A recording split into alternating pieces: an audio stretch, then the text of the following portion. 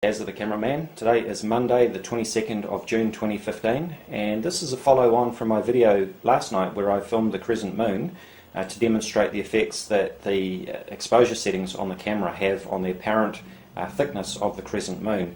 And that was in response to a video by Marshall Masters where he claimed that KCRA3 News in Sacramento had filmed Nibiru eclipsing Venus. Now, of course, it was nothing of the sort. It was simply Venus in the crescent phase, which is exactly as it should have been on that date, the 22nd of January 2014. But the thickness of the phase appeared to be thicker than what it should have been, and that was all because of the exposure setting on the camera, which is why I filmed the video last night, and I can also demonstrate again in this video. But a couple of people noticed something very strange in that video of the moon last night. They noticed that when I had adjusted the camera exposure so that we could see the dark area of the moon, which was in darkness when the camera is set so that we can see the thin crescent, they noticed that the dark area seemed to be moving independently of the crescent area, which didn't make any sense. And maybe they thought, oh, it's a glitch in the moon hologram. Oh, maybe Dazza has filmed a glitch in the moon hologram. So what was going on? Well, I responded to those comments under my YouTube video that maybe we were seeing the effects of the digital image stabilizer on the camera, which was switched on at the time. But anyway, I've done a little experiment, and I've made this artificial crescent moon using my computer monitor as a backlight.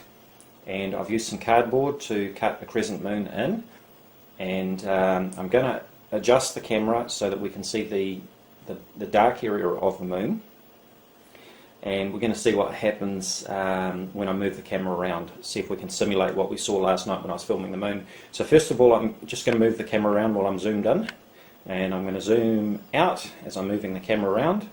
This is before I've adjusted the exposure.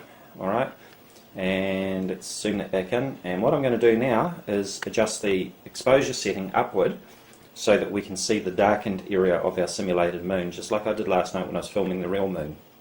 Okay, so I'm adjusting it up, and now you can see the dark area of the moon, which is actually the side of a cereal box. You can actually see the printing on the box that is shining through with the light from behind. Okay, so now I've actually already tested this, and I found that it isn't because of the image stabilizer, because it will do this whether I've got the image stabilizer turned on or not. So let me move the camera around, and I know that I can't see this on the camera screen until I play it back on the computer, and you and I will be able to see this when we play it back on YouTube, but I can't see it on the screen right now. But I know that the features on the simulated dark area of the moon are moving independently of the thin crescent. Okay, so this has actually got nothing to do with the image stabilizer. It's actually got everything to do with the way that the camera is processing the light. There seems to be a difference between the bright light and the dimmer light, and it handles the images sort of differently. I've actually tried it with the image stabilizer off, and it makes no difference. So I'll also zoom out and do the same thing, because I was zoomed out some ways last night. Move it around, but I think it's easier to see when I'm actually zoomed up. But while I'm zoomed out, I'm actually going to simulate as well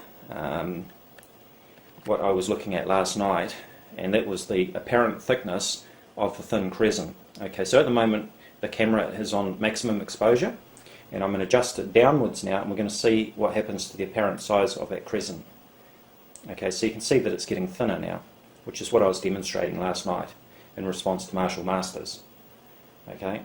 Let me zoom in, and we'll do that again with some zoom on it. So we've got a thin crescent. I'm going to adjust it up so that we can see the dark area of the moon. We can see that the apparent thickness of the crescent has actually increased. So that's on full exposure, and that's on minimum exposure. Okay, so it does make a difference, and it does seem to be accentuated if I'm zoomed out.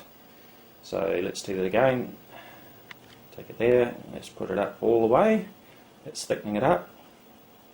Okay, and let's take it back down. I think we get the picture. So, sorry to disappoint people, Dazza did not film a glitch in the moon hologram. It's just the way that the camera is processing the image.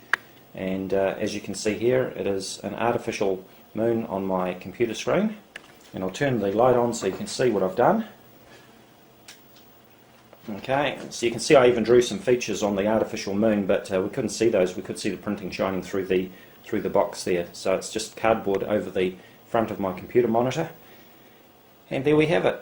So I hope that has cleared up any questions about the moon last night. As always, do check out my Facebook discussion page, Voices of Reason to Explain X, or VORTEX. You'll find a link in the description area. Thank you for watching. Hello YouTube, this is Dazza the Cameraman. Today is Monday the 22nd of June 2015, and this is a follow-on from my video last night where I filmed the Crescent moon to demonstrate the effects that the exposure settings on the camera have on the apparent thickness of the Crescent moon. And that was in response to a video by Marshall Masters where he claimed that KCRA 3 News in Sacramento had filmed Nibiru eclipsing Venus. Now of course it was nothing of the sort, it was simply Venus in the crescent phase, which is exactly as it should have been on that date, the 22nd of January 2014. But the thickness of the phase appeared to be thicker than what it should have been, and that was all because of the exposure setting on the